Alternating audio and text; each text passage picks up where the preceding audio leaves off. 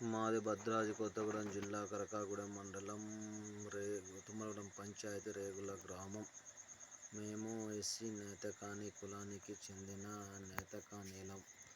గతంలో 2009లో పోడుగొట్టుకొని మేము వ్యవసాయం చేసుకుంటగా 2019 గత టీఆర్ఎస్ ప్రభుత్వం ఉన్నప్పుడు ఫారెస్ట్ అధికారులు మా పోడు భూములని ప్రత్యేకంగా గుంజుకొని బెదిరిస్తూ మొక్కలేశారు.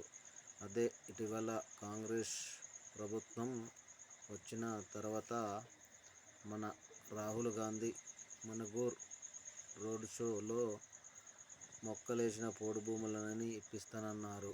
ఆ ధైర్యంతో కాంగ్రెస్ పార్టీ ఎన్నింట ఉండి మేము కాంగ్రెస్ పార్టీని గెలిస్తే ఇదే పాయ వెంకటేశ్వర్లు గారు మేము ఈరోజు మణుగూరు మండలం మా క్యాంప్ ఆఫీసుకు పోతే మొక్కలేసిన భూములను ఇప్పించమని చెప్పేశారు. అదే మాతోటి వచ్చిన సిర్రమల్ల గ్రామస్తులు ఎస్టీ వాళ్ళని రూమ్లోకి తీసుకుపోయి మాట్లాడి వాళ్ళకు హామీ ఇచ్చారు.